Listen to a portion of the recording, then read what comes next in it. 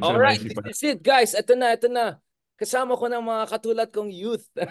Just as a reminder, kung nakalimutan ng tao na youth ako kasi puro mga kasama ko si Attorney Mark, si Ronaldo Liamaso, yung mga ganun. Kakalay ng tao, ano na tayo.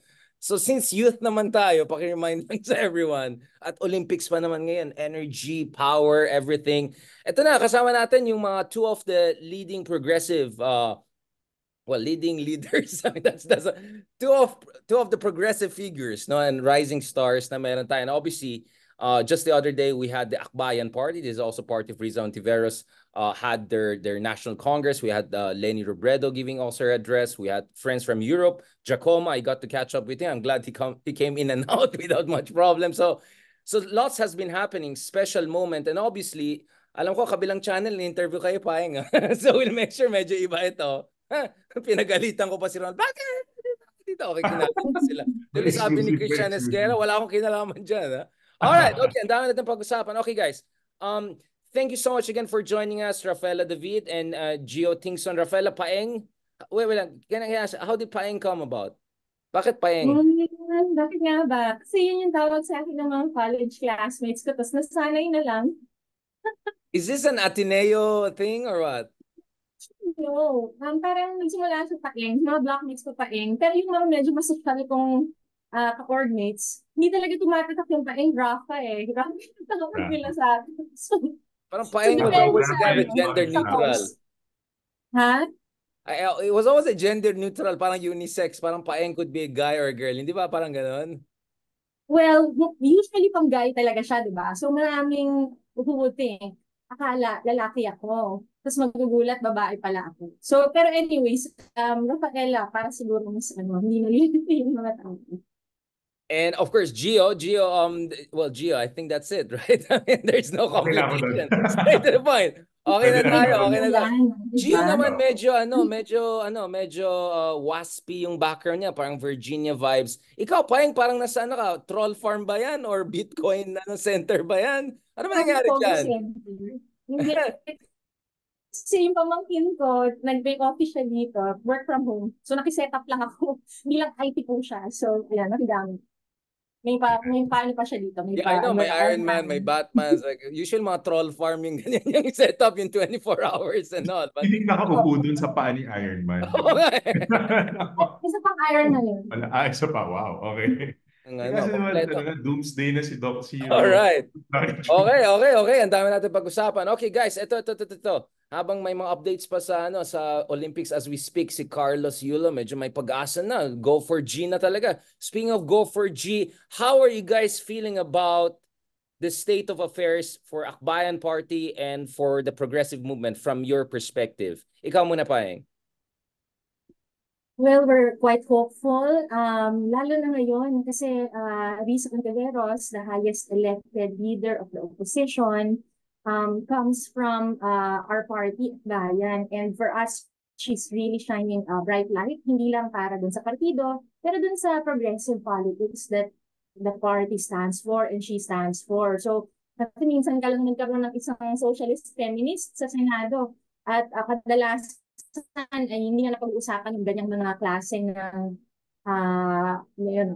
brand of politics. Kaya we're really happy na meron kaming kumbaga parang modelo na ano ba ang itsura ng isang pag-gobyerno na progresivo. The first socialist since yung isa sa idol ko si Isabela de los Reyes, right? I mean, the last leftist socialist that I can think about is Isabela de los Reyes, right? So panaginip na lang kami ni Paeng nun, nung na-empower siya. Sige lang. Porket waspy yung background mo, baka andyan si Tucker Carlson. Gio, sorry kasi kayo mga Ateneo, kayo ako UP lang ako eh. So hindi ako hindi kasing konyotic. Kasi yung Tagalog ko mas konyo sa inyong dalawa. Pero ikaw, Paeng, dahil I don't know, technical yata, and I don't know, you're sounding like Kamala Harris, medyo Frenchy ang, I think it's the sound system or something like that. Hindi ba, Gio? Medyo. This is the French Olympics, Le Fonse, medyo, baka it's just, but you're clear enough naman. Yun lang, medyo naging French lang dating. Gio, can we flash back a little bit? Because I think Paeng very, very honestly and I think very poignantly mentioned na medyo this is an uncharted territory again, knock on the wood, no, like being in the left in the Philippines, having your only leftist leader as the only one left in the field essentially as far as progressiveness or even opposition, genuine opposition is concerned. But Gio, I think let's just remind everyone, and I also want Payeng to also come in. Things were not that rosy not long ago, no? And things went really bad, at least on two different occasions, right? In the late 2000s and also not long ago. Can you remind everyone how difficult it is to be a progressive leader in the Philippines?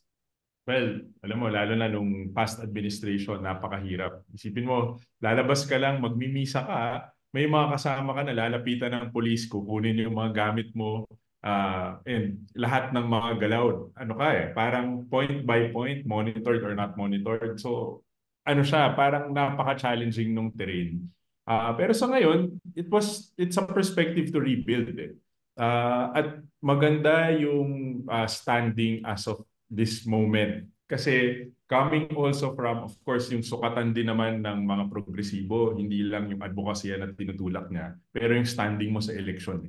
So, di ba, parang 2019, Akbayan lost in the party list run, nag-rebuild siya, worked hard for Senator Risa's re-election in 2022, though the allies lost, di ba, si Senator Risa ay nanalo, at mahirap yun. And ang tanong ay, how do we rebuild from there? And that's what Akbayan has been doing. How do we center our efforts on a party that is very small, di ba? Para kung sa hotel to, hindi ka chain boutique hotel ka lang di ba? Itong boutique hotel na to, paano mo palalakihin, palalaguin at pabubutihin, di ba? Para sa bansa. So nandun yung standing ng Akbayan. Right.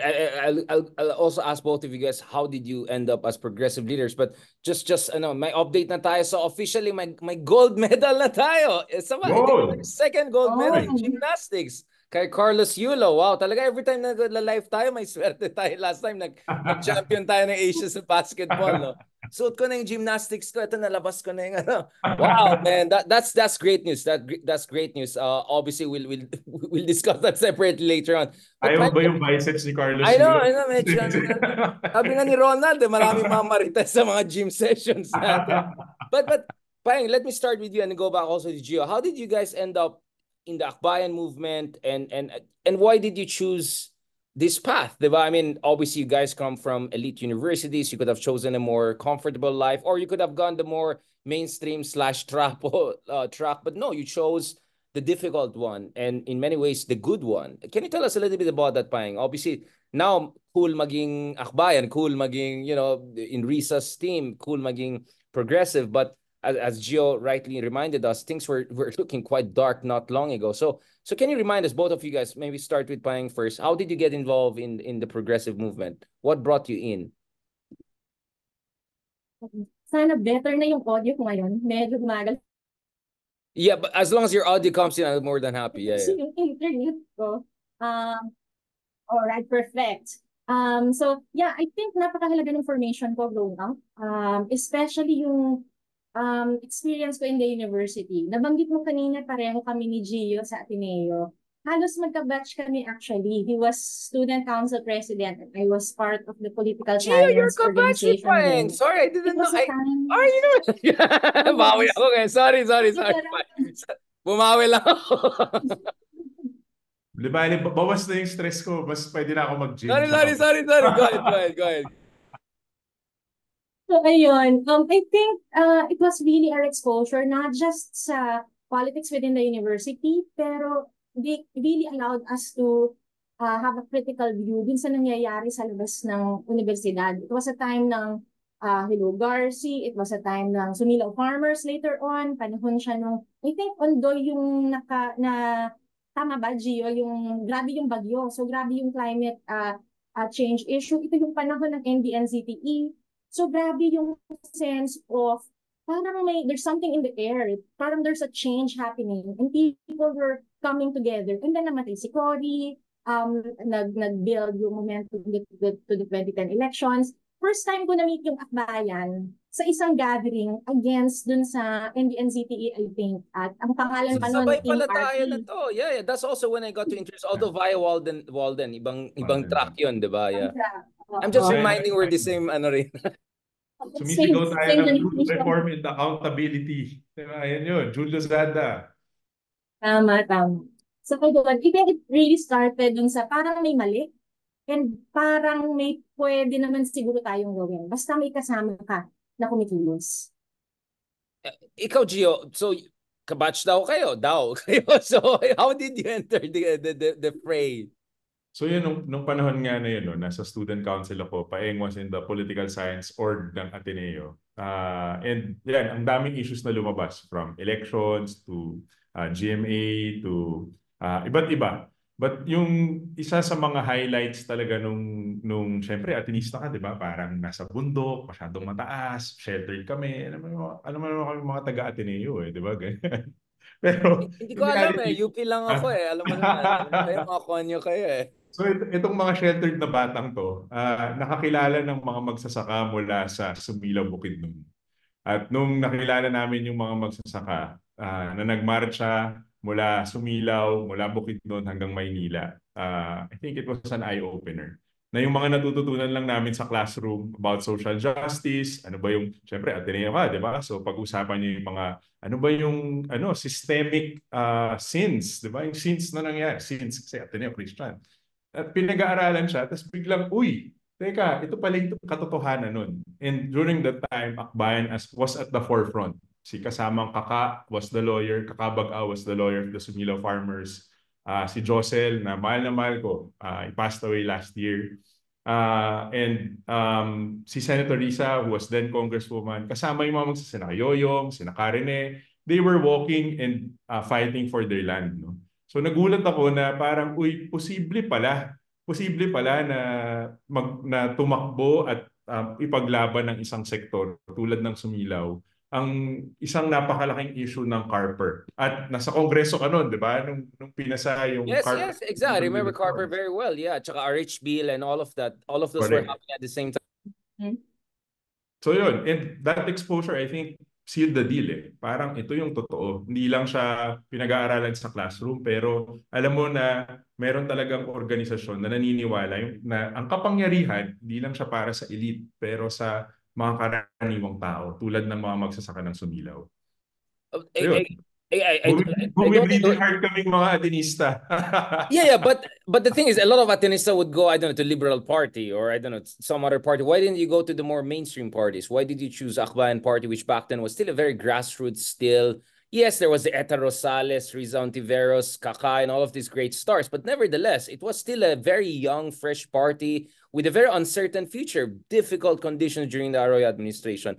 Why didn't you choose the more mainstream one? Again, of course, we're not here to disparage others, but I want to understand why you chose a difficult path, especially when you entered this.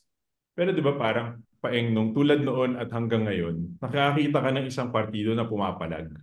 Yung palag na ginagawa ni Senator Risa sa mga pogo, tsaka yung palag na ginagawa niya sa mga malalaking tao tulad ni Pastor Kibuloy, nakita ko nung panahon na yon na kahit sino ka, kahit gaano ka kaliit, pinapalagan mo eh.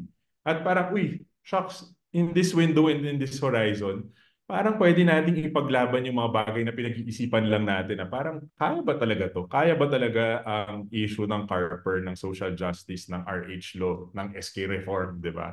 Sa isang partido na naniniwala sa mga karaniwang tao. So, doon ako nagulat yung pinapalagan ka ng ganun. At hindi lang palag for the sake of palag, di ba? Palag na mananalo. Kasi minsan kasi pumapalag pero wala naman eh. Yeah, Diba? exactly. Pero ito, sabi ko, wild, nanalo. Wild, nagawa ng paraan. Wild, na pasa yung reforma. So, doon ako syempre sa ganung klaseng kasama, di ba? Paeng, just for the purpose of our audience, can you tell us a little bit about the whole Carper and some of these key struggles that you were that kind of hooked you into the movement? Of course, Gio is yeah. Yeah, bago siguro, just before answering that, gusto kong dugtungan yung sinabi ni Gio about why I joined, why Akbayan particularly. Yes, also that, of course. Yes, please. Maganda kasi yung sinabi niya about, Akbayan, pag tinignan mo actually yung buong pangalan, it means Akbayan Citizens Action Party. It was created not by politicians. Binuo siya ng iba-ibang people's organizations, NGOs, civil society organizations, ang kwento pa nga nung nangyayari sa amin, kasi medyo bata pa kami nung binuking yung akbayan noong 98, electoral arm siya ng mass movement. And it was very clear na meron siyang, hindi siya binuo para lang sa kapangyarihan, pero parang dun sa agenda ng mamamayan. And the beautiful thing about it is, many of our politicians, actually all of our politicians, hindi yan galing dun sa traditional na political dynasty. Karamihan ng mga political parties sa Pilipinas ay dynastic. Kaya siguro may aring factor. So parang nakaka-inspire siya na ang lakas ng loob naman ng mga taong to. Feeling nila kaya nilang manalo ng Senado. So yung ganong Yung mabibilib palag din, tayo. di ba? Yung audacity, Oo, di ba? So, ang kwento ko sa mga sister parties na may mga dumalo kasi sa Pinas, sabi ko sa kanila, sa isang bansa na walang party system, meron kang 200 plus political parties na hindi naman ng partido, mga parang fans club or anuman, na bihikulo ng mga traditional family. It takes so much faith to actually try to build one and run one political party na talagang maging totoong partido na nagko-kongreso, may proseso at iba pa. That being said, yung sa Carper, interestingly, nung panahon na nakasayan, kung nasa loob ka, Richard, kami yung mga nasa labas, nandun sa gate 2 ba yun or gate 3 ng Congress.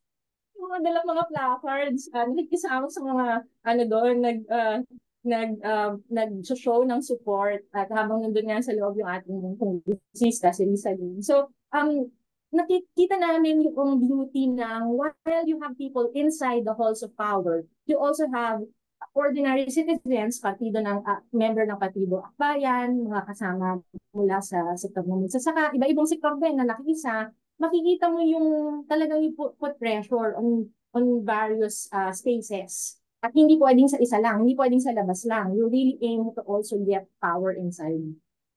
Kaya Yes, Gio, please. hindi ako natatakot na sabihin na balang araw si Commander Paeng ng atin ito coalition kaya maging senador. Dala ng partidong Akbayan, di ba? She's sounding almost like Riza. She's looking like Riza. She's sounding like Riza. I'm sure buying that's completely unnatural. parang Riza magsalita to. Yeah. Baka iba lang yung background, boss. Baka iba lang yung background. Pero I can see the mentorship. Yeah, I can. Oh, by the way, that's a compliment, just to be clear. No, I mean, going back to this, just to remind, focus kasi ako sa West Philippine Sea issue. May pinas kami resolution renaming West Philippine Sea. So baka sinasabi na iba, si Richard Conyo nasa loob lang ng building, hindi nagra-rally and all of that. But going back to the G, can you also tell us a little bit about the Carper and what is your angle? Because just if you want to talk about land reform and all, ang tagal na natin pinag-usapan yan. I think there's all of these jokes about the Philippines, the longest running and the most unsuccessful land reform. Like we never, we always succeed at failing to get the land reform across the line. Can you tell me about bakit mahalaga yung Carper niyan? And then of course, Hacienda Luisita, there was also that kind of background, which of course, one of our comrades and friends, Leloy Claudio also got him hooked into the movement. So can we talk about that? Yeah. Pero bago ako magpatuloy, gusto ko lang i-note na isa kayo ni Nawal din sa mga unang nagsabi na dapat West Philippine Sea ang pangalan ng South China Sea. I just want to and on the record yan, I interviewed him on that Diplomat magazine. So part ng kasayan, coach in Congress. Diba? Nagsimula yung career ko. Essentially, whatever I am today. Ayan. So ngayon, may obligasyon ka na talaga, di ba? Na itulak ang ating foreign policy for the West Philippine Sea. Ayan. Gio, yes. Pagbalik lang sa Carper, bakit mahalaga yung land reform? Dami kasi talagang nagsasabi na pag binigay mo yan sa mga magsasaka, hindi naman nila kayang i-develop, etc. Pero babalikan ko yung antas na paano ba natin ini-equalize yung playing field? Di ka naman pwedeng basta-basta lang magbigay ng lupa na walang kasamang tulong, di ba? Kaya nga nandyan yung hindi lang siya whole of government approach, pero yung buong bansa na tumutulong sa mga kasama natin, na mga magsasaka, na bigyan hindi lang ng pagmamay-ari, pero fundamental. Kasi nagsisimula yan na dapat ikaw ang magmay-ari ng lupa mo. Kasi ikaw ang magde-decide doon sa property, ikaw ang magde-develop, sa'yo ang, di ba, all the economic, personal, social, community gains. Pero hindi yan pwede na, sa'yo na yan tas goodbye, bahala ka na. Yung trabaho natin, trabaho ng gobyerno, ng komunidad, ay tulungan yung mga kasama. na i-develop yung kanilang lupa. So bahagi yun ng programa dapat ng land reform. Are we doing it efficiently? Of course, that's another debatable issue. Are we doing it well and perfectly? Of course, debatable yan. Definitely, but definitely, tama ang land reform, kailangan ng tulong ng mga kasama, and it is our duty and our job, no? Lalo na po yung mga kasama natin sa gobyerno na tulungan ang mga kasama sa kanayunan, lalo na ang mga beneficiaries ng land reform. So kung naniniwala ko, kaya kailangan i-extend yung panahon na yun eh. Kasi hindi pa tapos yung distribution. Ang daming mga tao at grupo na nag-hold ng land distribution, kaya na-delay. So that extension, I think, helped. At pinasa ng Akbayan, pinasa ni nakasamang Walden at ng iba nating mga kongresista nung panahon na yon, yung Carper, no? Payeng, of course, as a woman leader, the RH bill, let's talk about that. That was another big thing. Again, I think I'm on the record in terms of my reservations with the Aquino administration. Si Walden completely went, off the rails and all of that. So I don't want to go back to that. So I think people quite know that I had my own reservations with President Aquino, God bless his soul. We had a long conversation a few years ago, just before pandemic, na he was trying to, argue his case. So but I want to understand, as a woman leader, progressive woman leader, the RH bill was a big deal. Kasi naalala ko, pag nagsisimba ako sa weekend, gano'n, nakikita ko talagang si Risa, minimension talaga ng mga pare at kinikriticize siya. And I really felt bad about that. Actually, I'm very ecumenical, no? So I go there for spiritual connections. At the moment I said that, no, I'm not gonna go there. So it took me quite some time before tumaan ulit doon. So the RH bill was really a big deal kasi ang kabangga mo dyan, yung simbahan, ang dami mga interests, dami mga groups with different ideological leanings. How did you feel about that? Because Riza also played a very important role in the RH bill, yeah.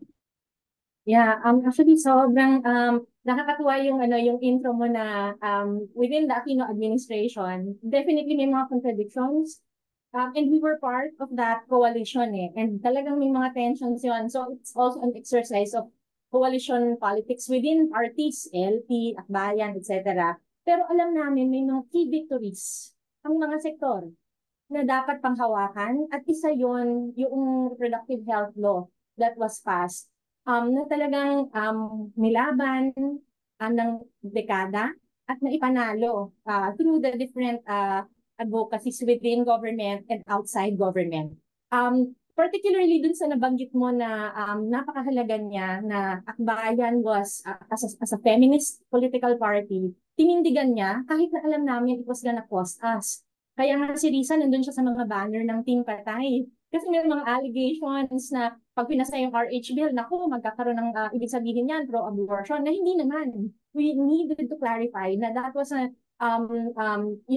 people were afraid of women's empowerment. Kaya binabato nila yung mga allegations na wala naman doon sa batas. But we were resolute. Alam namin kailangan siyang tindigan para sa mga kababaihan. Masaya kami kasi naipanalo siya. At medyo close to my heart yan kasi ako ay galing sa isang Catholic school. So, right. alam mo yung the conflict of women empowerment vis-a-vis their faith. So it was really inspiring also to be part of a party na kayang pagtawirin yung ganoong paniniwala na even as Filipinos are religious and meron tayong mga kanya-kanyang religious beliefs, hindi ibig sabihin dapat ay mag-contradict yun sa women's empowerment, especially with regards our bodies. Gio, gusto ko nang balikan on that. I mean, both of you are products of Catholic schooling, Ateneo, and all of that. Correct me if I'm wrong. Ang understanding ko is that there's liberation theology in Latin America, and may pagka-version din ito. Medyo may mga socialist, Christian socialism, mga ganun na nakita ko nung time na I taught at Ateneo. So I don't claim to know, the ins and outs of what's happening inside Ateneo, but from my little understanding, exposure when I was a faculty back then, long time ago, there is that kind of the idea that there could be a more progressive interpretation of the Christian faith and Christian values, that it's not really about faith versus women empowerment, it's about women empowerment against a certain type of interpretation of the faith, which perhaps should also, diba? I mean, again, you guys know this better than, but I wanted to ask you about this also, G, and also go back to Payeng after. Naalala ko lang yung panahon na at the height of the RH bill, no? Talagang naging malaking talakayan to sa simbahan. At siguro pupuntahan ko or I point out dun sa sinabi ng mga theology teachers. And they were saying na in good faith, in good conscience, Catholics can support the reproductive health law. And ang haba ng paliwanag, isa sa mga pinaka-iniidolo ko si Bobby Gibbs, Sir Bobby Gibbs. Yeah, Kung sino pumirma, di ba? Sinasabi nila yung the freedom to decide. These are Jesuits. These are Jesuits. Meron din. Yes. Well, ex-Jesuit. Baka Kasi may Jesuit But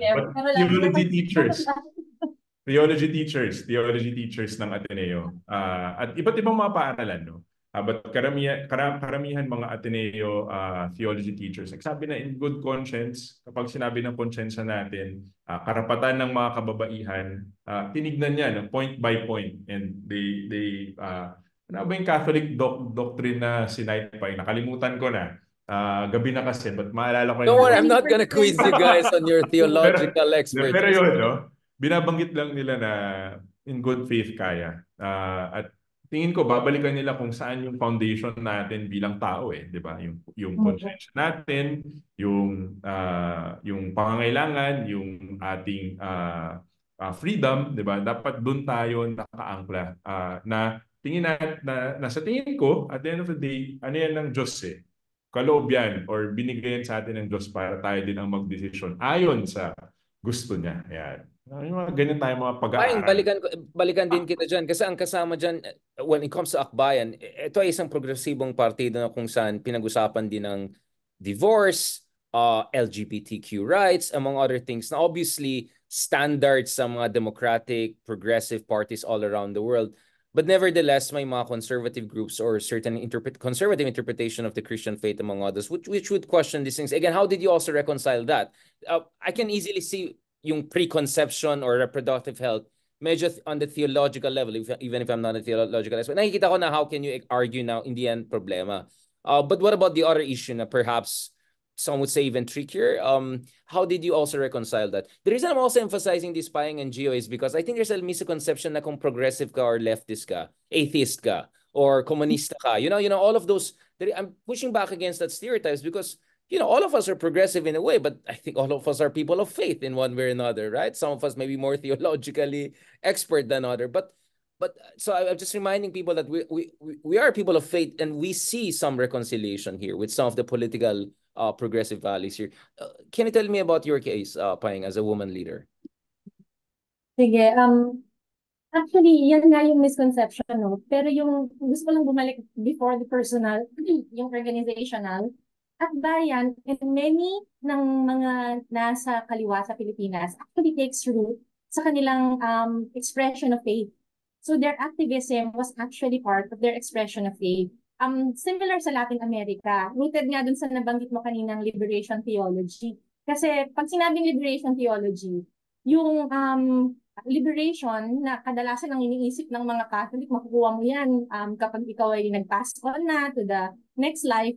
Ang sinasabi natin, no, yung liberation, yung paglaya, pwede mong gawin here, habang buhay ka pa. And we can be instruments of that to liberate people from suffering, liberate them from discrimination, or and magkasama, we are, yung lagi kong naririnig sa class dati, Gio, yan kay Bobby Jeff din, yung preferential option for the poor, yung pagkiling mo dun sa mas nangangailangan. At sa usapin ng reproductive health, land reform, SOGIE equality bill, divorce, yun yung mga batas na klaro sa akin, may pagkiling dun sa mas nangangailangan.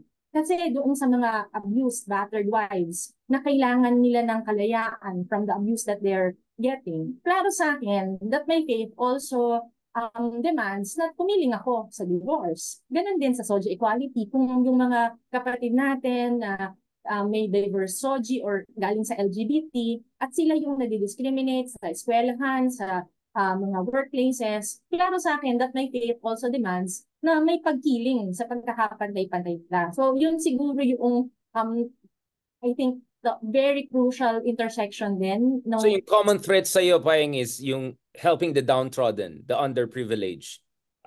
That's the calling for a conscientious Christian, to help any group na underprivileged or oppressed or marginalized. Parang ganun yung common thread na nakikita mo. Therefore, you can see complete reconciliation. I know you guys didn't expect me to get into this territory, but the last time I had Minutes tayo eh. the last time I had an Atenist there was si Jael Cornelio, and we had a long theological conversation. I think everyone was surprised, not as in verse by verse, Matthew, John, we were comparing. So, medyo intense yun. medyo Baka na-excite ako in a good mag-humanity, way. mga doctrines of the church pa I kayo. know.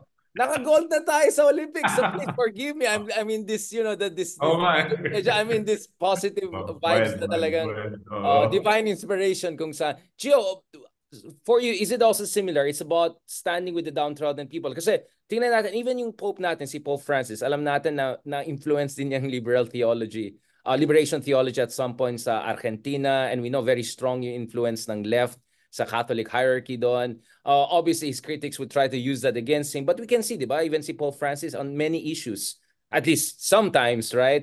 His position is quite progressive, if I can even put it that way. Ikaw, Gio, do you share, obviously you share Pang's point of view, but can you tell me your version of it? Yeah. How did you reconcile these different values and all? Kaya nga ako nag-akbayan eh. Kasi nakita ko na binigyan ng kapangyarihan yung taong bayan, yung mamamayan. Baka, alam mo, yung modern expression, parang sinasabi nila na parang Tulfo yan ah. Di na ako magsusumbong sa police o sa Supreme Court, kay Tulfo na ako magsusumbong kasi na-empower mo yung taong bayan pag nagsumbong ka. Diba? Pero yung pagkakaiba ay bakit nasa sistema at gusto na akbayan? Kasi dumadaan tayo sa demokratiko at tamang proseso. Marami nagsasabi na bagal kasi, hassle, kung doon ako sa iba, may action agad eh. Hinahanap ng tao yun, syempre. Pero paano natin yan ibibigay sa lahat ng tao at the exact same moment? Dapat umaasa tayo dun sa mga sistema at institusyon na binubuo natin. Na hindi yan dinadaan sa lakaran, hindi yan dinadaan sa dahil malakas ka, pero dahil kung sino ka man, balikan ko yung Athenian thought on dignity of the human person, di ba? Dahil tayo, mga tao, normal, karaniwan, may dignidad. Kung lumapit ako sa kahit anong institusyon, magsumbong ako sa police, tumawag ako sa DSWD, lumapit ako kung saan, hindi kailangan na ako si Tulfo. Dahil ako ay Pilipino at sinasabi ko na may problema, dapat pakinggan ako ng gobyerno. Yun yung paniwala na dala ng akbayan. Babalik ka dun sa, as boring as it may sound, institutional reforms, palakasin natin yung mga institusyon, paanin natin yung korte, tulungan natin yung ombudsman, dapat ayusin ng DOJ, manalo tayo sa eleksyon, etc. Pero at the end of the day, yun eh. Serbisyuhan natin lahat ng tao. Bigyan natin ng kapangyarihan lahat ng tao. Yun yung focus. Kasi ayaw mo nang umasa lang sa political will. I don't know what that means, diba? Right, baka yeah. mamaya 3 to 6 months. Paano mo solve 3 to 6 months kung paisa-isa, diba? Or magawa 3 to 6 months and then mamaya sisirain din niya kung iba yung vibes niya. Payeng, what about you also in this issue of institutional reform? Kasi I want to transition into the darker phase of this discussion, but we're still in the positive phase, no? RH Bill, nakapasa, Carper, among others. Hopeful. Papunta na tayo kay Duterte. Papunta tayo sa exciting part. So I want to ask also on this, on the institutional reform issue na, I mean, Rafi Tulfo is my colleague in One News TV5, and his version, I interviewed him, it's on the record. Ang point niya is that no, he's not against due process, but he feels ang daming red tape, kaya minsan pinapagalitan niya. So that's his idea. But from what I heard behind the scenes, he coordinates with mayors, including with Vico and all, kung may mga gustong tulong. But nevertheless, it's very personalistic. It's very personality-based. I mean, let's be honest. It's because he's a Tulfo, makikinig talaga yung mga pulis sa mga others. And aminado din naman siya na once in a while, he goes off the rail, to put it mildly. And yung isang kapatid niya, si Ben, medyo next level pa yan, di ba? So, I can see where you're coming from. What about you, Payeng? Doon sa mga tao na sinasabi na, yung democracy niyan, purong ano lang yan, or yung mga korte, compromise lang yan, justice is just for the wealthy who can afford good lawyers. So where does this institutional reform come in? Yeah, dito naman lalabas kung kanina yung liberation, yung theology part, yung political side ko naman, as a policy student, very for us, and that's why also I entered a political party. Merong certain belief na you need to make sure that the reforms you want are translated into institutional policies, reforms, structures, para mawala man yung personahe. Nandyan pa rin yung mga reforma na gusto mong i-keep at gusto mong magserbisyo nga dun sa sinasabi ni Gio, lahat dapat na cater. Kasi klaro sa, halimbawa, klaro sa amin, hindi naman kami galing sa political family. So wala kaming longevity ng yung anak ko yung susunod sa akin, siya yung magpapatuloy ng legasiya namin. Sa amin, ang sustained reforms namin, it's actually in institutionalizing the party. Ibig sabihin, yung partido, kung at mawala ako man, ay matapos na yung termino ko. Si Gio, pagkatapos niya maging chair, alam namin tuloy yung mga bagay na gusto namin makita. At meron kang, in a way, you make sure that the principles and the programs that you want to fight for, hindi mawawala kapag nawala yung mga personalities. Oh, hindi siya nakadepende. nakadepende dun sa whims or even, essentially Tama. mortality of a certain person, no? Yun ang And idea. hindi lang yan. Maganda actually yung yung example ni Jessel Rivero sa Naga. Kaya maganda yung Naga model eh. Kasi sanay tayo, pag may kailangan, diretso ko kay mayor, kay congressman, etc. Ang ginagawa nila Mayor Jessie, kasi ganun yung naging nakasanayan eh. What he does is, instead of it being about him, it's about his local government. Making sure that the institutions na dapat nagbibigay ng social welfare projects or programs ay lumalakas as he is also responding dun sa mga pangangailangan ng constituency niya. So it wasn't about him. The Naga governance model is still there kahit wala na siya. Kasi nga, the institutions kahit paano pinalakas niya. That's very important kasi aminin natin, one of the cynical things I've heard, and I kind of see where it's coming from, ito yung idea na ang mga tao ay galit lang sa corruption kung hindi sila nag-benefit. No? Yung mga idea na pag, di ba, dami sinasabi ng tao, pero kung yung mayor na corrupt, na alam natin corrupt, biglang tumulong siya doon sa kasal mo or may, God forbid, may funeral or ganun, biglang, hindi, pero mabait naman siya, tumulong siya. You see what happens, sir? Kasi when you make things based on personalities, corruption is unavoidable. In fact, the least bad form of corruption is yung tinatawag na access corruption, right? Na essentially, you're using extra procedural terms to gain access to the right person. So ang problema dyan is kung umasa ka lang sa mayor, ilang tao lang mamimit ng mayor sa isang araw. Diba? So palakasan ang mangyayari dyan. Nepotism talaga mangyayari dyan. Unavoidable yan. Or God forbid, even worse kind of things. No? So kaya nga kailangan mo ng malakas na institution para hindi na kailangan mamit mo pa yung mayor. Kung maayos yung gobyerno, maayos yung birokrasya, yung pinakauna mamimit mo dun sa pa lang, sa opisina, maayos na lahat. So that's the whole point when we say institutions. Hindi ito abstract. Ang sinasabi natin, kung maayos lahat, rank and file, hindi na pwede na umasa lang tayo dun sa taas. Nevertheless, of course, we agree that leadership is important. Kasi kung yung tao sa taas, corrupt or problematic, maapektuhan din yung rank and file. So the two have to work together. No? And for me, the best form of leader is a leader who invests in immortality of good institutions beyond himself. Diba? The worst kind of leader is i-beholden mo sa inyo. So I think I really appreciate it. Now, speaking of political will, and I am the solution, and 3 to 6 months and all comes Duterte. Because let's be honest, all of us got into, let's say, realm of political consciousness nung panahon ni Pinoy, which for all of its shortcomings and all, which we can have a long discussion about and we may disagree, at least reformist, at least some positive things were happening. At least medyo mabango ang Pilipinas, diba? Rising tiger economy. And then comes Duterte. And I think all of us were having our own PTSD after 2016 elections. Ibang usapan pa in 2022. And I think it was difficult. All of us were struggling. Ako, I just entered media, so I had to be quote-unquote objective. Kasi dito sa Pilipinas, hindi naman katulad sa US na pwede ka Democratic analyst or Republican analyst. So I was very tortured. It was a very difficult moment. As an educator, I won't say which school, but there were times na half of my class were saying, baka naman, tama si Digong, yun ang kailangan na gawin, di ba? So it was a very difficult moment for me kasi hindi naman ako aktivista katulad niyo, di ba? But eventually, I think I had to, with platform and voice comes responsibility. So that's why I became very, very, hindi naman rabid, but very, very open critic of the Duterte administration. And of course, now, medyo next level na tayo. What about you guys? What was your journey? Ikaw, Gio? Pinoy is one thing. I mean, of course, you have friends also in the Liberal Party and other things. Ito, Maro has loses. And then comes Duterte and the dark ages start. I mean, how on earth did you cope with that? Yun ba yung dahilan na medyo puting buhok mo dito? Tigong time pa yan. We all, I'm shaving it. Actually, maputi sa akin. We all paid our prices. Don't worry. Yeah. ano na ako, going for the salt and pepper look. Parang mas Parang mas yung bago. Turkish, yung Turkish, magaganon ka na. Alam mo, in fairness, ganda ng kwento ni Turkish guy. Wala lang pala, parang galing lang siya sa divorce. Tapos, di ba? Wala, hitman yan, hitman yan. Baril-baril lang ako dito. Naging trip. Tapos yung speech niya nung nanalo siya, yung aso niya, hinihingi niya, di ba? Sabi ko, so John Wick. Yeah. Lupit Gangster. Diba? But Gio, Gangster. how did your hitman background Oo. start?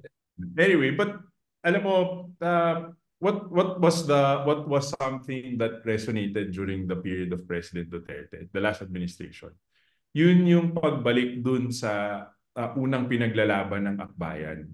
Na pag tumulak tayo na idaan sa sistema, idaan sa kung ano-ano, 'di ba, sa mga institutions, ang bagal ng response at madalas talo yung karaniwang tao. Nakita ng mga tao how empowered they are with President Duterte.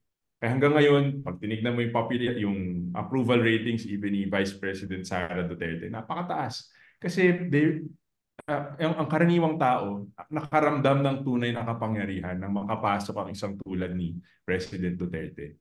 Siyempre, di ba, may complications yan, etc. But at the end of the day, it's not what you say, what you do, but how people feel.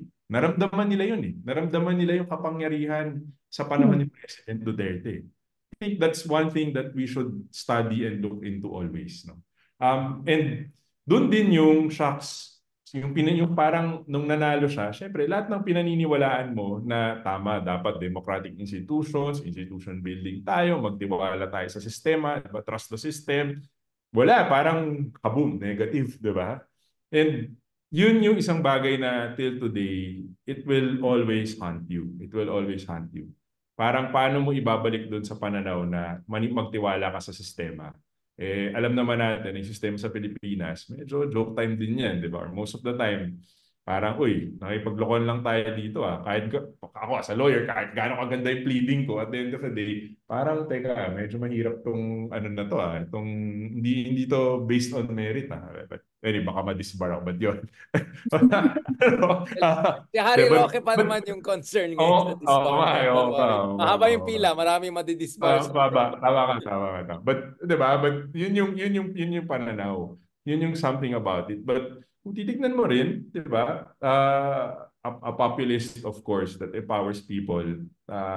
Iba talaga yung naramdaman at naranasan natin sa Pilipinas. So, paano mo babalansin? Kasi there are valid points, there are, of course, a lot of negative points also. Pero paano mo babalansin na nabigyan mo, naparamdam mo sa taong bayan na may kapangyarihan sila?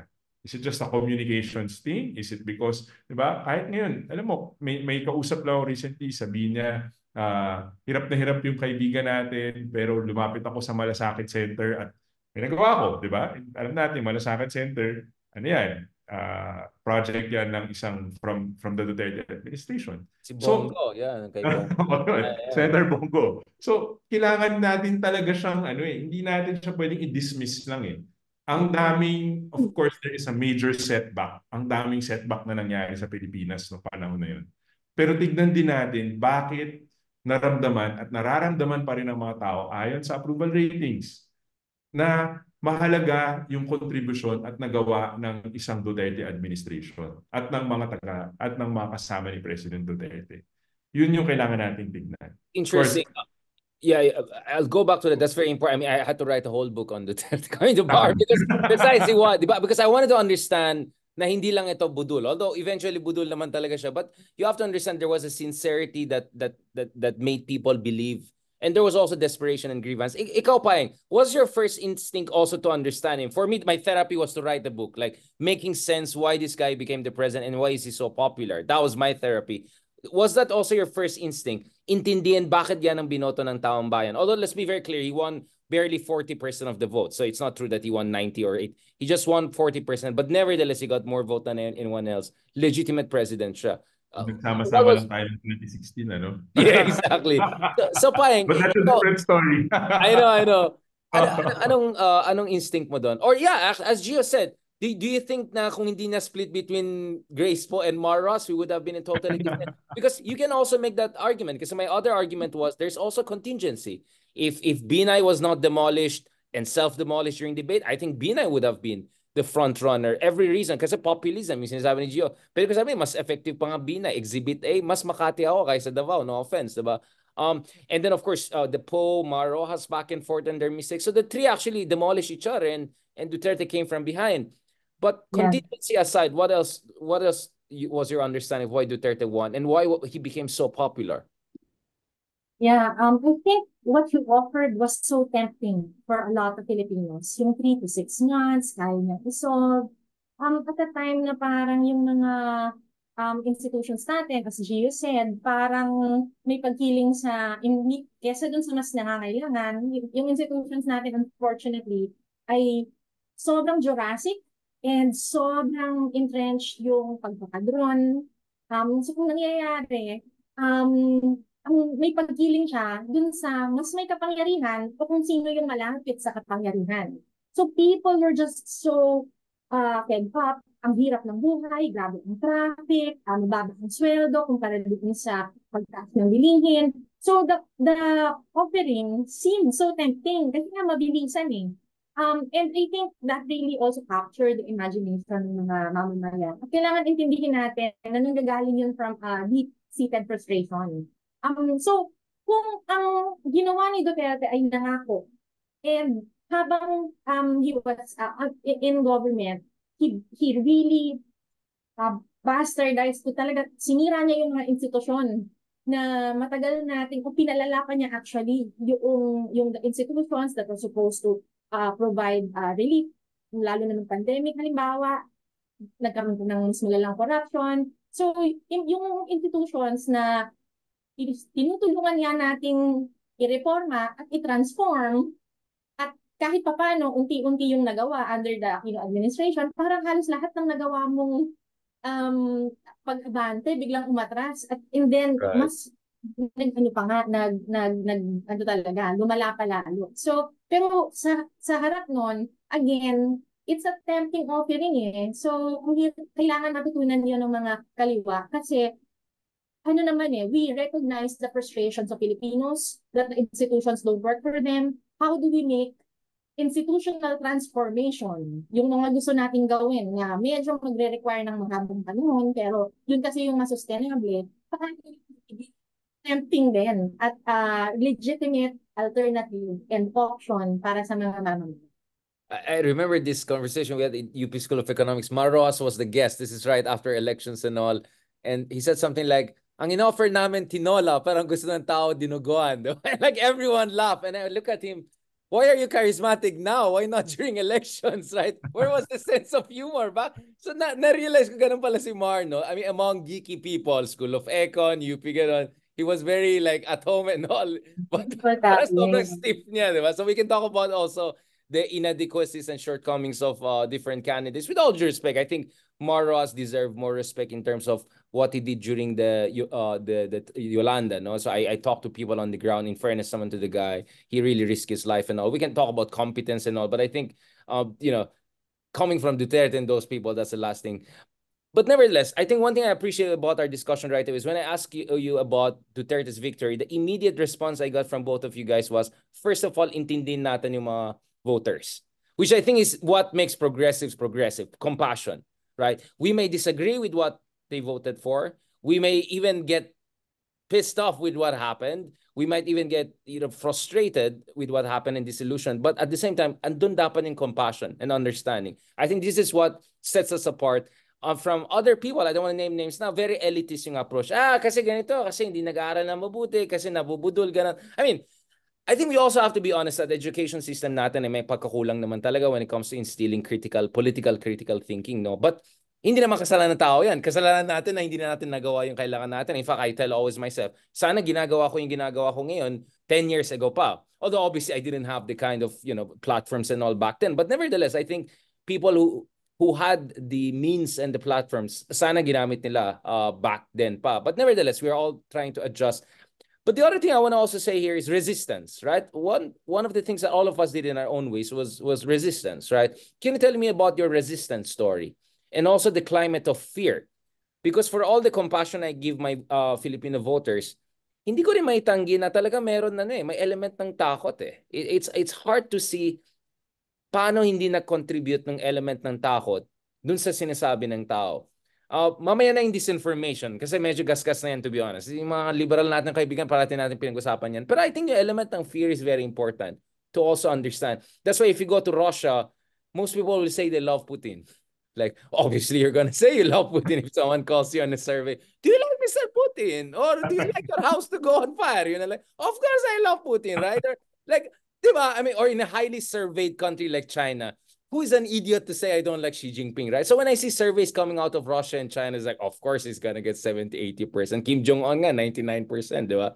No, we're not China and Russia. I don't want to exaggerate. Pero andun yung climate of fear. Any moment, anyone could get killed. I'm sure all of us had death threats or something like that we had to deal with. Ikaw, Paing, climate of fear. Can you tell me about what is your read on that and how did you personally cope with that? As a woman, kasi ang hindi namin makuha ni Gio is rape threats.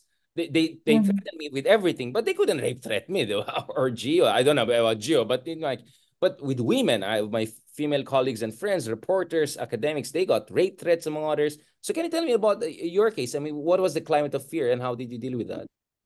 Naalala ko early on, kasi grabe yung level of violence, diba? Like 30,000 more killed. Na parang it seems like a big number na parang ngayon, a few years after, parang, so nangyari talaga yun, no? Parang minsan, parang ang surreal niya that we can allow for something like that to happen. Pero naalala ko nun, I think a year into the administration, kwento ko sa mga kaibigan ko, nanaginip ako na natukhang kami sa bahay. So it felt so, the fear felt like it haunts you even in your dreams. Ang nakakatawa, din sa panaginip ko, lumipat ako ng kwarto kasi nandun daw si Lenny Robredo. Sa Ano ba panaginip yun? ko, Ano ba yun? parang sabi, I was looking for who are the people who would be part that resistance yan. So anyways, nakwento ko yun sa isang gathering namin. So, ilang nagpaano sa'yo yung the fear of being the bearing the brunt of the violence of the state. Kasi alam mo wala silang, kung si Laila de Lima na sitting senator, kaya nilang ipakulong ng 8 years. Sino ba yung mga individual people na nagsasalita? I think that was exactly the point. They wanted to make an example out of her. I mean, what is the Chinese expression? Kill the chicken to scare the monkey or something like that. But I think, although she was, I'm not saying she's the chicken. She was, she was a big figure, and that was the whole point, diba? I mean, if they could do that to a senator of the republic, bastusin siya, and all of that, then you would really think twice if you're not nowhere close to that level of power. Exactly. So talagang makakabahan ka din talaga. Bukod pa dun sa violence, may institutional harassment and yung fear, lalo na nung pinasa yung anti-terror law. And kasi part ako ng isang NGO no. We had to report all of our funding, everything. May mandatory reporting. Otherwise, pwede kang itag as tumatanggap ng money laundering or may possibility of terrorist funding. So, for people within civil society, may multiple levels yung takot. Tapos may mga ilang kaibigan kami, dinalaw pa daw sila ng pulis sa opisina. So, yung climate of fear was so real, but the beautiful thing was, even within that climate of fear, hindi naman tumigil magsalita yung mga kasama, within Akbayan, sa mga kapartners natin. So, I think yung tapang kahit papano, nakakahawak din sa isa't isa. So, kapit busy. Akbayan, effectively. Yes, Gio. Napakahirap niya.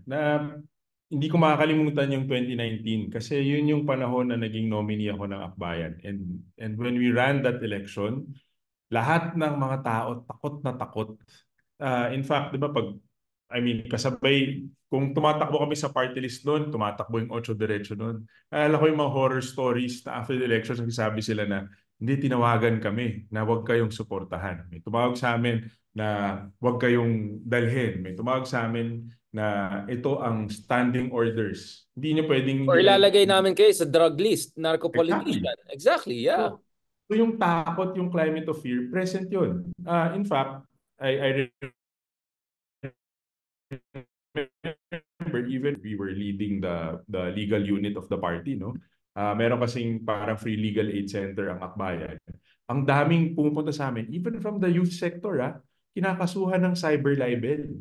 Dahil nag-negative comment lang sila about the policy of the administration during that time. And you're like, ano yan sa free speech, di ba?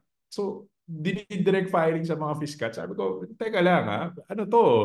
Medyo grabe naman grabe talaga yung pag-violate, pag-curtail sa mga karapatan, sa freedoms ng mga tao, di ba? And it really, alam mo, yung saan nanggaling yung lakas.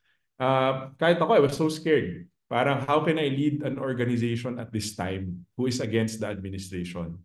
Pero ang daming mga tao, mga kasama na lumapit, kumausap, nagbigay ng, laban natin to. Tulungan tayo dito. Gawa natin to ng paraan. Alam mo naman ako, I'm such a background person. Lagi lang ako nasa likod, di ba? But sila yung mga kasama na nagbibigay ng lakas, nagbibigay ng tulong. And I think it will always be, at the end of the day, a collective approach into dealing with things like this. No? Things like, alam mo na may kabangga ka na taong nasa kapangyarihan. Solidarity. So that yun ang essentially para yun ang sinasabi niya. But yeah, I want to go back to that. No, actually, essentially, ako I take issue with a lot of people who treated 2019 elections as a normal elections. I don't think it was a fair and competitive elections at all. If people are even scared to host opposition people in campaigns or whatever, how on earth is just that an election even? That's an authoritarian system already. That's more like an elections, I don't know, not even Turkey, I would say. It's more like elections in really authoritarian system, di ba? Worse than Singapore. I mean, Singapore, mahirap maging opposition, but you're not going to be put on a narco list or something like that. Baka mamaya, tax evasion case ka or libel. So, honestly, I think people have to be fair also to the opposition. And I'm saying this as someone who has made many criticism about opposition, and perhaps the reason why most people are pissed off at me, but it's okay. Ang point ko is, I'm fair enough to also see na pag, if you look at the reality, I don't think 2019 elections should be treated as a normal Philippine elections. I think it was a totally unfair and uncompetitive elections because it was essentially an authoritarian system running the show. 2022, we can have a debate because I think that by this time, lame duck na si Digong. So medyo mas open yung field. 2016 is different, but 2019 is really, really crazy and unprecedented. But Peng, going back to you, so solidarity helped.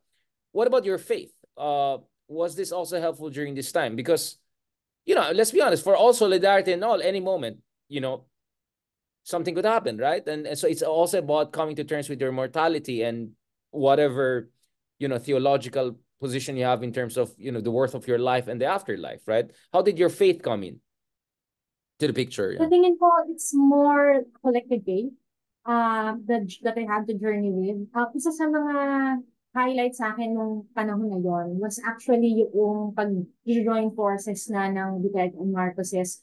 Hindi pa nung election pero dun sa Marcos Boreal. Di ba yun yung naging matindi 2016, 17. So I was part of the campaign and the coalition against the Marcos Boreal. And we were almost always in activities. Yung mga survivors ng martial law kasama namin, and we would have holy mass or candle lighting, singing together, and that communal process of expressing hindi lang yung resistance but also our faith na and resistance through faith also.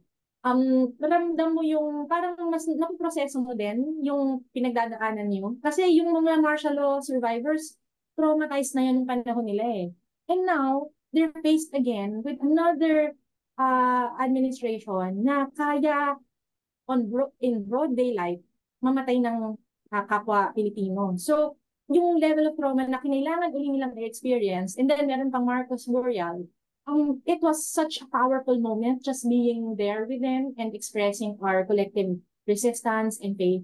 Dun sa mga in a way, para siyang ritual. It was part of a ritual, part of collective processing. So that was, in a way, that was a church, right? That community, right? That solidarity was kind of your church, right? There's a spiritual aspect to that. Gia, I want to talk about also yung mga victims ng EJK. Kian de los Santos case obviously was really a wake-up moment for a lot of people, especially middle-class, upper-class Filipinos who were still shielded from the catastrophe and horror out there. But may mga kilala akong kaibigan na nag-migrate out of the Philippines. Like they just said, this country is morally bankrupt. I don't want to do anything about it. Like ganun yung level. Obviously, of course, they had privilege to go abroad. I mean, I'm not blind to that, but it was just that, it was just totally unconscionable for a lot of. What is your experience of dealing, of course, as a lawyer also with victims of EJK, and how did that also contribute to your will to resist and keep on going despite all the risks? Chilling effect siya eh. Chilling effect siya kasi parang yung mga ginagalawan na komunidad ng mga kasama sa akbayan. Lalo na halimbawa sa Caloocan, pag may makuhang report or may magbabalita sa iyo from communities, talagang minsan mayroon kang, alam mo yung may 5 seconds ka na, shucks, nangyari ba to? Totoo ba to? Anong gagawin ko? Kaya ba natin itong gawa ng paraan? Laging may ganun. Like out-of-body experience. Parang, Oo, parang, is this happening? Yeah, exactly. I know what you're saying. Hindi ka makapaniwala eh. Kaya nga maganda siguro na maging Tagalog yung libro ni Pat Evangelista. No? Kaya para mabasa ng maraming mga kasama. But anyway, going back. Pero titignan mo kasi saan nakukuha ng mga pamilya na naapektuhan ng EJK yung courage na ituloy yung mga kaso na mayroon sila ngayon. Yun yung isang side. On the flip side, makikita mo rin yung mga tao na pagkausap mo, alam mo, luminis yung komunidad namin. Alam mo, walang adik sa amin, walang lumalabas paggabi. So, alam mo yun, pag tinanong, paano mo babalansin yan pareho? Diba? Pero at the end of the day, yung buhay ng tao ang pinaka-importante. Diba? Tama ba na ganito yung pamamaraan natin para isolve yung problema? But diba, I mean, isn't it ridiculous to say, oh, crime is down, no theft, no snatching. But homicide is up by 20% or 100%. Like, how is that a safer country, diba? I mean, what is this medieval? Ako naman, for me, the problem is that how do you even know these were the guilty people? Diba? What about yung mga namatay na mga bata? More than 120 children were killed. Okay lang ba sa inyo? Madaling sabihin na, collateral damage kung hindi ikaw yung collateral damage or kamag-anak mo. I always tell that to the people.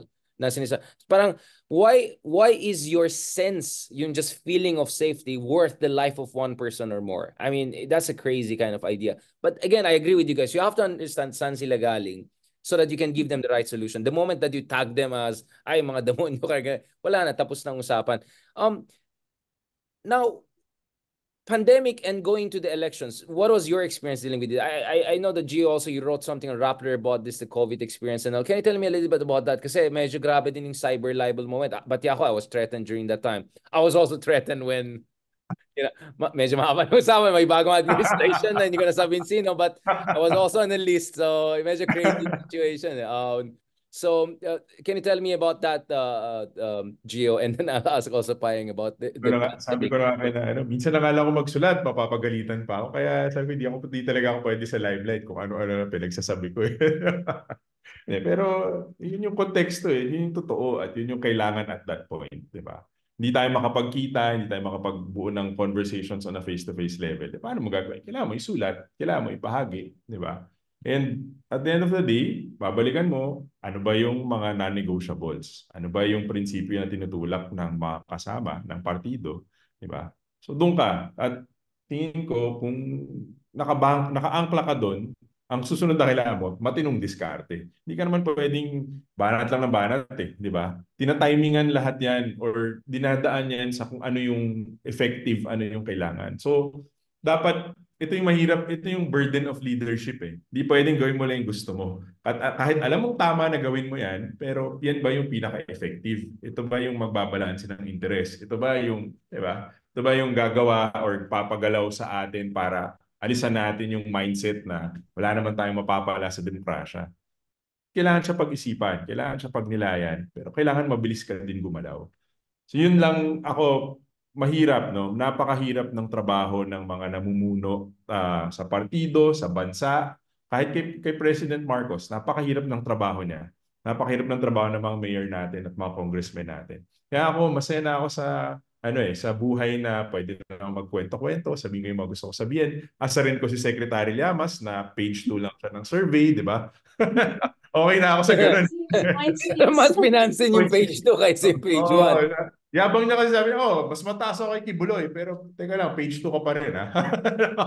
So, mataas siya kay Kingmaker. So, pwede rin siya biography. Ikaw, Paeng, how was the pandemic? How did you survive through that? And how did the struggle continue? Kasi biglang lalong sumikat pa si Digong. Lalong lumakas pa siya, di ba? I mean, he reached the height of his popularity.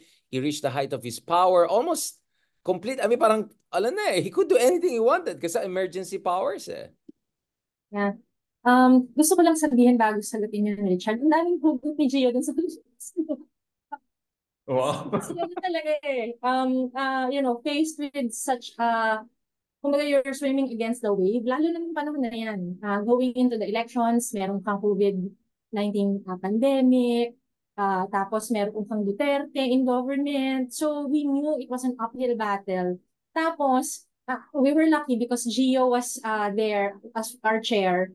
And maswerte din kami kasi we had one of our nominees, si Doc RJ. Swinerte kami, meron kaming doktor dun sa top leadership. So talagang in the face of both shrinking democratic spaces, tapos meron kang health crisis, super important that you were with people who you knew can lead with you. Kasi hindi rin madaling sasabak ka sa ganung klaseng papunta sa eleksyon, sasama ka sa laban, tapos meron kang kinakaharap na attacks on all sides. It was so crucial that you also have a group of people around you na kayang sumabak kasama mo. Now, heading to the elections in 2022, obviously we can litigate the case of the liberal opposition among others. But Riza was successful. Can you tell us about what is it that we don't understand? Why was Riza very successful in ways that others were not, practically everyone else? Why was she exceptional in this case? I heard things about, for instance, yung usage ng vernacular doon sa regional level. And there are many things we can talk. Can you tell me the inside story, without spilling the beans or giving away the secret sauce? Why was Riza so successful? How was she able to get 15, 14 million votes, 16 million votes against all odds? Hirap naman sagutin ito live. Joke lang. Yung safe muna, Gia. Yung safe muna. See, you gave the safe one and then I'll tell my Paano ba? Mawala ko, Gio. Sa safe lang. Safe lang. I think yung messaging ni Riza last 2 elections na nanalo siya was also tamang timpla. And it was an offering na no one can say no to. Halimbawa, yung una, Healthy Pinoy, Healthy Pinas. Her offering was clear, klaro yung mensahe, walang hindi. Yung message niya ngayon, itong 2022, healthy, ano na nga ba ngayon? Healthy... Buhay, hanap buhay. Ano yun? Nagtimbot ako, healthy buhay, hanap buhay, parang ganon. So, again, jobs and health. So, klaro sa kanya na, again, the offering was clear and hopefully something acceptable to all. Ako parang Senator Riza stayed true to herself sa buong kampanya. Kung sino siya nung nakilala ko siya nung Akbayan rep siya, sa kung sino siya nung nanalo sa eleksyon, at kung sino siya ngayon na pinaglaban yung pogo, pinaglaban yung mga kulto, she never changed. And I think nakita ng mga tao yun, nitong kampanyang to. I think yun ang importante. Kung ano yung naging posisyon niya, nung panahon na yun, consistent sa mga naging posisyon niya hanggang ngayong araw. So, dapat, dapat makita natin. Kasi mga politiko, alam mo naman, they come and they go. And parang kahit sa amin, parang isipin mo, for Riza to run and to be the chair emeritus of Akbayan and to help run the party, di ba? To be active in the party. That's one big burden na, alam mo yun, at the end of the day, she identifies she is with and in solidarity with the party. So sa akin, sa lahat ng sakit ng ulo, ako personally, di ba, lahat ng sakit ng ulo ng mga kasama, pero ganun talaga di ba? Ganun yung demokrasya Wala ka namang But yun, I think that's the main factor why she won. She was brave, she stayed true to herself, she was consistent the whole time. Wala kang Right. papalit doon. Wala kang And papalit. people were receptive to that. And again, you say your safe side, let me say the banat side. That's precisely why I don't buy this whole disinformation and like dinayan lahat argument. Of course, there was vote buying. Of course, there was disinformation. But if it was so bad, if it were really so bad and toxic, how come Riza won? How come Riza got more than 14 million votes? So that means maybe it's also about your candidate. It's also about your strategy. It's also about organization. It's about authenticity. Now, I'm not saying others were not authentic. I'm just saying maybe not authentic enough, maybe not organized enough, right? So at least I'm glad I'm hearing from some of the opposition people na medyo aminado na late sila nagsimula, all of the limitations. Pwede ko rin sisihin yung ibang candidates na hindi nag-unify on their unity ticket. I know that Lenny tried to put a unity ticket together, but everyone had their own drama. I understand that. But I think to cast doubt on the entire elections is a disservice to more than 14 million people who voted for Riza Ontiveros. It's an insult to voters. Are you saying that all voters are fools? Right? So I think that's why I am very happy that whenever Riza goes around and talks about elections, yes, she admits that there's disinformation problem, there's issues here and there, there's vote buying problem, which is true, which is a fact. But she also talks about things that should be done to win over people, right? Correct. So that's why I like this conversation, because honestly, I talk to a lot of people. It goes back to that na naman.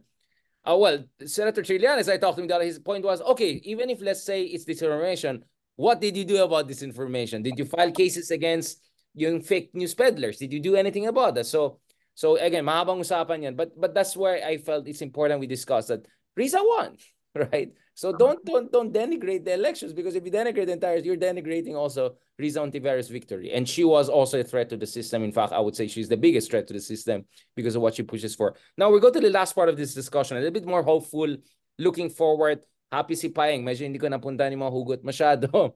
There's a reason why I invited you two guys to discuss here. Good vibes lang, good vibes. Hindi ko sinasabi. Wala akong sinasabi. No, but marami akong na-jump. Para akong Carlos Yulo, medyo gymnastic. Na-jump yan. Let's talk about this. Wow, I mean, Riza is now the woman, right? She's like the Iron Lady now, right? I mean, no one comes close to her in terms of, I mean, and the thing with Riza is ang galing din niya mag-team up. Her tandem with Sherwin Gatchalian. I know she has good rapport with Rafi Tulfo. She can work with many people. She's really the only opposition guy, senator there. No offense to the other one, the DDS one. Wow, right? I mean, that shows you that she also has that kind of pragmatism, dexterity, realpolitik, as much as she also preserves her core convictions and all of that. That's quite a good set of values and skills. Are you surprised at the turn of events, or you think, no, this is a vindication? We always knew Riza had it in her. She only just needed this moment, and the moment met the woman, and here we are. What is your read? How did Riza arrive at the point whereby, let's say it for what it is, now she's being openly discussed as at least a vice presidential, if not a presidential by 2028? I mean, the idea of anything lesser than those two positions is just like an insult to her at this point. I mean, that's crazy, right? For a leftist candidate to be considered in the Philippines, a very right-wing conservative. That's insane. But that's the level of conversation right now. Thanks, muna. Yeah. Mag-jump up ako sa sinabi ni Gio. Yeah, I think in a way, it was inevitable that the Filipinos will see her as who she is, because she's always been like that. Kumbaga parang even before, as she was before, ganun pa rin siya ngayon. Makikita mo that her core values has remained intact, even if she's been in politics for decades. And she still stands up for the most important things, na lalo na doon sa mga kasama sa sektor. And we're happy na at least now she has this platform to actually show our fellow Filipinos what kind of politics progressives can offer. Kasi minsan ka lang din magkaroon ng ganitong oportunidad na mapapakita mo na someone who's principled like her, kayang ipakita at kayang ipanalo yung mga issues na mahalaga sa kanya. Remember, hindi lang ngayon siya nagpapanalo ng mahihirap na mga laban. Nandoon siya sa Harper, nandoon siya sa laban para sa reproductive health. So, her actually fighting for important issues for ordinary Filipinos. Matagal niya nang ginagawa at masaya kami na finally she's getting the recognition that she deserves. At tama ka, Richard, para sa isang progresibo, socialist na kandidato to even be considered, it's such an important opportunity that the left is provided. Kailangan masigurado natin na ma-maximize yung opportunity na yun. Is that how you say Gio? Like both inevitable and at the same time unbelievable. I mean, that's quite a combination, right? Inevitable, unbelievable. Unbelievable, Quite something. Pero kasi tignan mo siya sa antas na pag pinag-usapan yung Senate run. Nakakatawa kasi pinag-usapan sa akbayan. Dapat mag-field tayo ng akbayan candidate sa Senado sa 2025. And pag tinatanong yung mga tao, sabi niya, si kasamang Risa naman did not make it in the first run, di ba? She almost did, but hindi siya umabot. Pero parang pag tinatanong at binabato sa akin yung burdens, parang, bakit hindi mo yan pag-isipan, ganyan. Kasi sabi ko lang ay, hindi ako kasing tatag, hindi kasing taas yung grit ko ng grit ni Senator Rizzo can face, 2 losses before winning? May mga ganun bang mga tao? Binakbakan ka na, tinalo ka na, tinambakan ka na, di ba? Dumaan ka sa 2 election cycle, tapos sa pangatlo ka pa mananalo. I think that says a lot about a person. Ibang takes a lot, di ba? Yan yung mga Angela Duckworth Griffith, Chorva na nila di ba? But yun yung isa. Generational talent. Oo, di ba? Saan mo makukuha yun? Ako, sure ball ako, hindi ko kaya yung ganong klase, no? And yung how Sen Risa was, di ba? How consistent she was before with her principles and values, present yan today.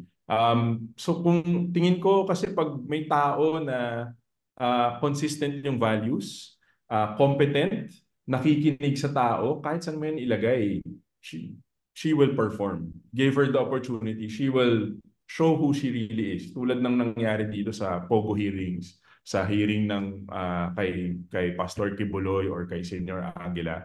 Yun siya, di ba? Hindi yung talent, yung pagkatao mo, hindi naman yan nagagawa overnight eh. Di ba? Hindi yan lumaki ako sa farm tapos, di ba, ibang tao ka na the following day. Pero ito yung, alam mo na consistently, iba yan na yun, di ba? She is made of something else na tingin ko dapat antabayanan ng mga tao. Pero going back, mahalaga din kasi nung Kongreso ng Akbayan, pinag-uusapan yung learnings moving forward.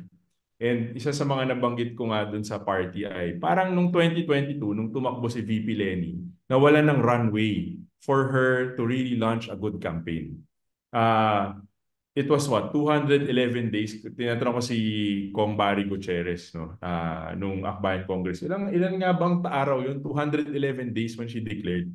While yung contender mo during that time prepared for a long period, di ba? Decades. Actually, 1992 pa yata diba? It's more like 32 years.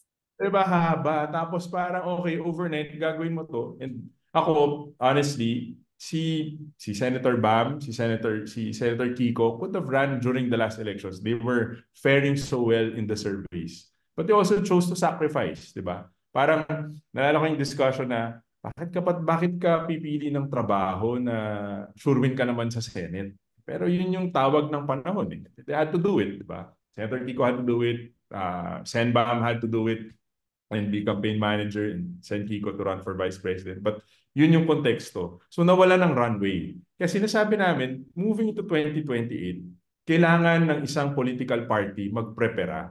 Kung gusto natin ng kasama na pareho yung values, pareho yung paniniwala, maganda yung track record, maayos yung reputasyon, kailangan natin magprepara.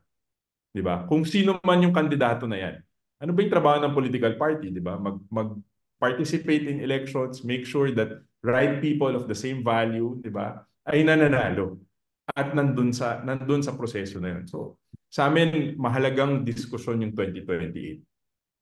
But there's still 2025, Paeng. Obviously, the debate right now is what should the opposition... Of course, there are apparently not 1, not 2, but 3 oppositions now. There's a Makabayan bloc.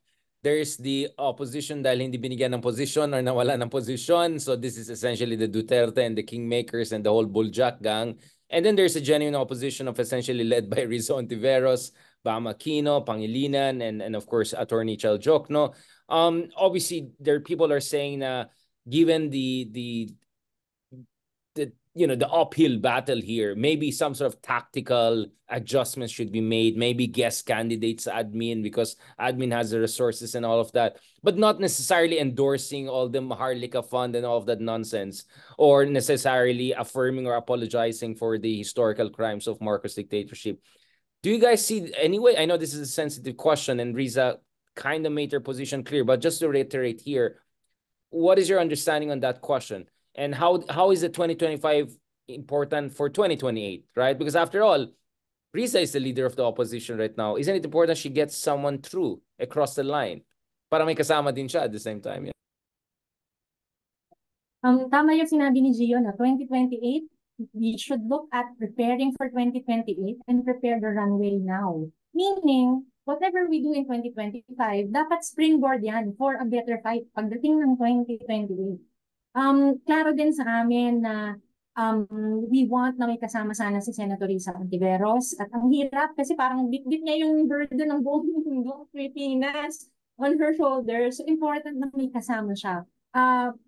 And klaro naman din siya na hopefully yung itsura ng Democratic Opposition ay hopefully it's offering something different. It's offering an alternative to both what the Marcoses are offering and what the Dutertes are offering. Kasi para sa amin sa akbayan, yung tawag namin dyan, political duopoly na parang may dalawang malaking higanting pamilya na sumusubok na palitan yung isa't isa. At sa gitna na yon, we hope na we offer something different, an alternative. Kasi hindi naman we believe na ito ay false choices, hindi lang yun yung dapat offering na meron ng mga Pilipino. Dapat meron kang third option na talagang magpapakita ng substantive difference. Talagang hindi lang siya parang magkaibang apelido, pero meron talagang ibang klaseng politika na in-offer. And that, I think, is what Risa is standing for and showing in the work that she's doing, and hopefully something that Akbayan can support. At klaro din sa amin na hindi lang Senate ang laban. Multiple yan, sa Congress, hanggang sa local. So kung ano man yung maging itsura ng 2025, basta klaro tayo, springboard yan papunta dapat sa mas malaking laban ng 2020. So, di ba parang yung basic yung call eh. Kailangan ng kasama ni Senator Risa sa Senado sa 2025. Diba? So dapat, we need to elect more progressive candidates in the Senate sa pagtakbo sa midterm. Bahagi yan ng kahit anong political agenda para sa isang partido o isang grupo na nagsusulong ng mga progressive na ideas, di ba? Kung hindi taga-akbayan, alam mo, nakapareho mo ng paniniwala. Kaya nga nung Congress, maganda yung mga sinabi ni Senator Kiko, ni Attorney Chel Jokdo, tsaka ni Senator Bam, di ba? Well, I said we're gonna have 45 minutes. This is twice that time. There's still so much. But kailangan ko ihabol itong last part na ito. And actually, that's how I and Gio actually have our proper decent conversation, was about the case of Pita in Thailand, which has really inspired me. And I've been going one conference to the other, and Pita is the keynote speaker, or Pita is one of the speakers. And of course, the things he says is the thing we have been saying, our generation has been saying, millennials or younger generation X, among others.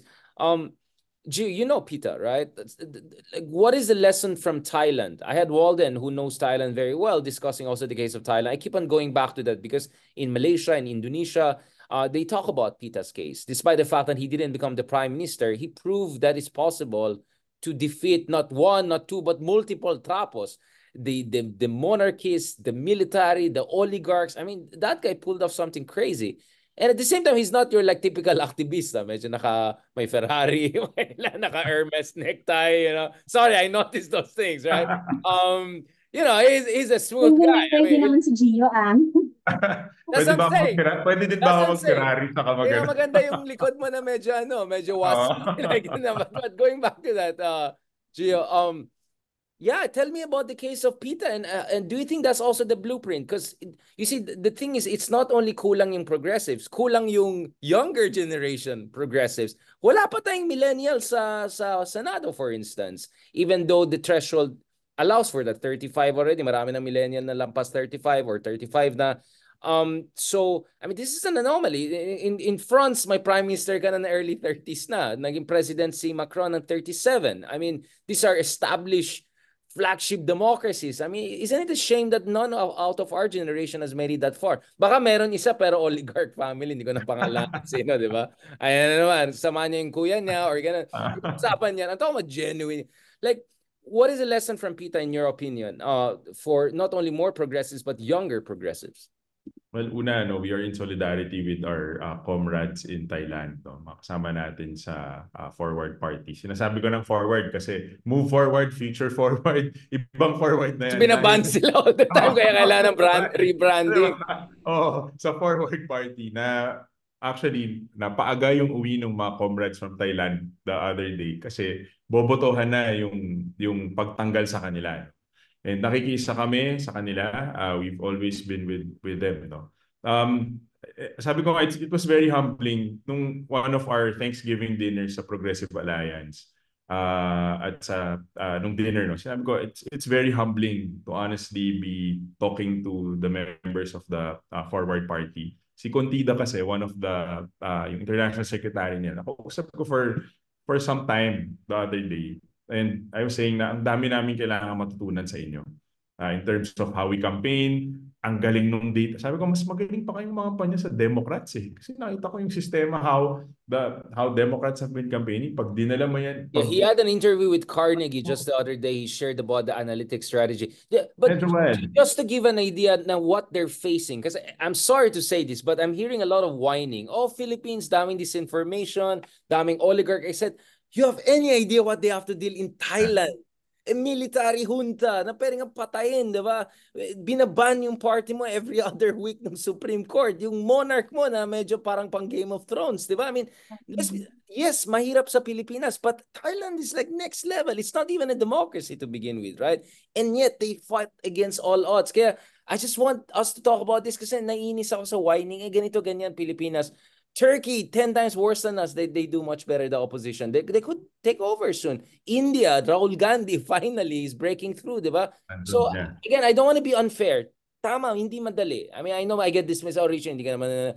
No, but damn it, I study other countries and these countries have more difficulties than us and yet they deliver way more than us. So, obviously, we have to learn something from them, right?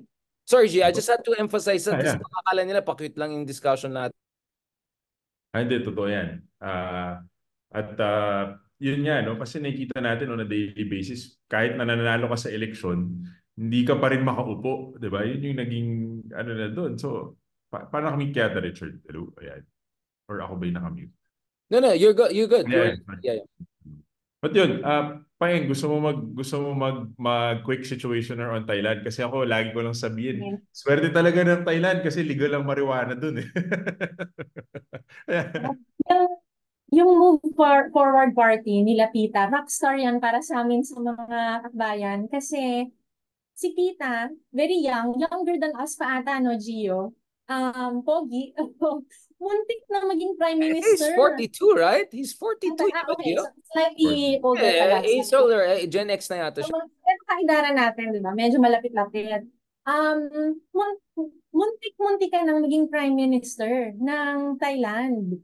At yung partido nila, katulad ng Akbayan, ay isang progressive party, kaliwa na partido. I think yung winning formula sa kanila... Sorry, just to cut you. Can you remind them gaano kakaliwa? I mean, the things they were proposing, right? Hindi lang yung marijuana, like, obviously, LGBT issue, resolved na rin kasi same. But grabe, they're very left, all of their agenda, right? Yeah, gusto nilang baguhin yung Majesty law nila na kasi may monarchy pa po ang Thailand. So, syempre sila gusto nilang unti-unting tibagin yung kapangyarihan ng monarkiya. So, yung very, para sa Thailand, radical na mga reforma na gusto nila, pero talagang naging popular kasi gusto ng mga mamamayan. And I think crucial yung pagkapanalo nila, some lesson siguro on my part. Una, it was not just about Pita. So not just about the person. It was also about the movement. Kasi their party was a movement. So para siyang grupo ng mga kabataan na nagsama-sama, gumawa ng partido, and believe that they can claim power and win power. And they did. Naipanalo nila. So the energy of young people na handang lumaban, handang lumahok, manalo, very important yon. Hindi ka dapat mag-isa lang. Pero pero alam mo kung gaano sila kagaling tumalakay ng issue. Halimbawa ganito, may issue sila sa monopoly ng beer sa Thailand. Sobrang lupit Tama, kasi tama. ang pwede lang gumawa ng beer ay itong mga kausap ng gobyerno ng Thailand. Ang ginawa nila, Tiger, ano ba yan yung beer nila doon? Parang something like that, di ba? sa kalimutan ko. Ah, but anyway, Kasi yeah. There's one brand I Yeah, see, yeah, right? masarap yun. Oo. Masarap siya na lalo na pag malamig. Yan. Shucks. Anyway, but going back, yun yung, so, okay, labanan natin yung monopoly at may monopoly sa beer. Alam mo ginawa nila? They empowered members of parliament. So may isang member of parliament doon na brewer. Brewer siya, pinatakbo nila, nanalo, member of the Forward Party, nanalo siya as a brewer. At ang advocacy niya, hindi dahil gumagawa siya ng beer, of course kasama yun, gumagawa akong beer, small scale brewer ako, pero ang pinaka-plataforma niya, aside from pinapakita yung beer, pinaglalaban namin yung monopolyo na nangyayari sa Thailand. So, ganun ka, di ba? Ganun ka galing yung Mm-mm. pangangampanya, yung komunikasyon nila na kahit simpleng brewer in a small brewery, kayang maging member of parliament. At ang pinaglalaban mo, hindi lang wala lang. Pero dahil pinaglalaban mo yung monopolyo na nangyayari sa Thailand. Ganun kagaling si Napita magpatakbo at mag-train ng mga kandidato. So that's really something that the Philippines has to learn from. Sabi ko, para kung LGU to, kailangan natin mag-benchmark eh. So ang dami nating pwedeng matutunan. And we're humbled, we're so grateful na kasama namin sa kilusan ang mga taga-Forward Party. So, let's go to the last part. I know pagod na tayong lahat, but I want to go and celebrate also Carlos. Oo nga. Yeah, talagang biglang nag-juiced up ako doon Ano kanina. yun? 7 a.m. pa ako. Actually, I was, wala naman ako production team. Wala pa naman. So, I edit my own videos. So, may ginawa ko kanina about ICC. I edited myself. So, I'm doing everything on my own one-man team so far. And I'm proud of that.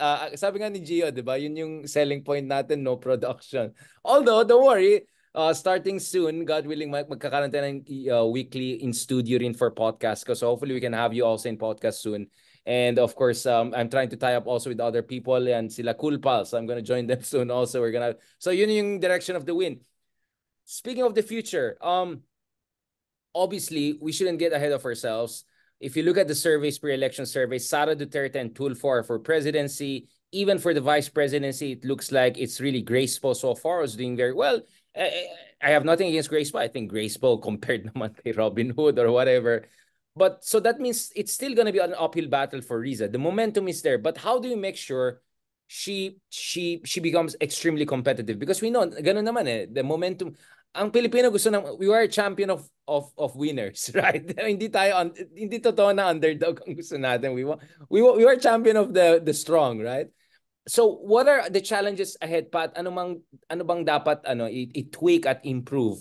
Para naman constructive in discussion, hindi tayo purong clapping ourselves. I think we have to be realistic. The battle is really tough. It's an uphill battle in the coming years. So ano yung mga kailangan pa natin improvements and tweaking na sa tingin yung kailangan gawin? And also, how can other people help also for this movement to gain momentum? Because that's how the future move forward, those kind of parties work. Is also based on volunteerism, especially from middle class and aspirational middle class people. Maybe Paying first? Okay. Ang sinasabi lagi sa amin ni Gio this past days, yung how do we create a runway para talagang when we're ready, kung sino man yung cast of characters sa 2028, we're ready to take flight. And yung flight na yun ay hopefully one that's really aiming high and close to our targets. At may mga elements nga yung runway na yon. And I think one of those, syempre galing kami sa isang partido, ay how do we make Akbayan a formidable political vehicle going to 2028. Kasama dyan yung pagbubukas ng pinto ng Akbayan. We're offering our party as a vehicle for those na gustong tumakbo, gustong manalo sa iba't ibang level ng paggogobyerno, sa national man o hanggang sa local, para maipakita na merong isang partido na talagang tumitindig para sa ordinaryong mamamayan at kayang ipanalo yung mga laban natin. So that's important that we leapfrog as a political party and again provide talagang viable alternative center ng power na kayang tapatan yung mga trapo parties. Pero kasama nun, hindi lang sa gobyerno, yung movement sa labas. Mahalagang palakasin pa rin yung social movements. Kasi importante na as we create the vehicle, or sabihin natin kasi naglayag tayo, yung inspired by the West Philippine Sea Mission, kung meron kang ship na naglalayag, you need to make sure that there's a strong wave and a strong wind to carry you forward. And that's the social movement. And that's your voters really wanting change. And we have to create that push and that momentum as well. Boss, yun nga, jumping from paing. And ako, masaya ako parang as I ended my term as chairperson of the party and ano na ako, rogue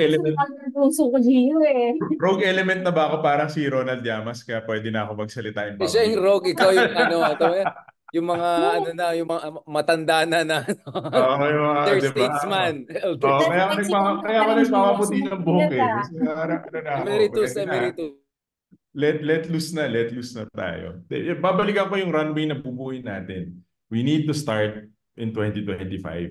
Mahaba pa yung, honestly, mahaba pa kung sino magpe-presidente sa 2028. Pero in 2025, napakahalaga.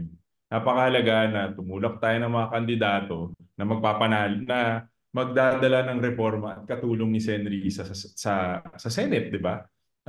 And sa ngayon, di ba, kausap ng partido, in fact, inendorsohan nga ng aming youth sector very recently in our party congress si Senator Bam Aquino, si Senator Kiko Pangilinan, and si Attorney Chel Jokno. No? Adopted by the Congress already. So the Akbayan officially is supporting or putting yung buong pwensa natin. So, dumidin tayo doon, no? Knowing and saying na kailangan ng katulong ni Senator Risa sa Senado. And tingin ng partido, tingin ni Sen. Risa, sila yung magdadala sa atin at tutulong sa atin doon sa mga reforma na yun. Pangalawa, paano yung mga local government officials? Walang kahit anong gawaing party life na walang local government officials na progresibo, nagdadala ng mga tamang programa at tamang gawain, no, na magiging bahagi ng aming party. Nandyan si Kakabag-aw, nandyan yung aming mga mayors, vice mayors, no, na day in and day out, kahit na wala silang natatanggap sa amin like our regular political party, alam nila, kampante sila na tama yung tinutulak natin di ba? At pangatlo, tignan yung party life sa Akbayan. Ano ba talaga yung ibig sabihin ng pagiging miyembro ng Akbayan Citizens Action Party?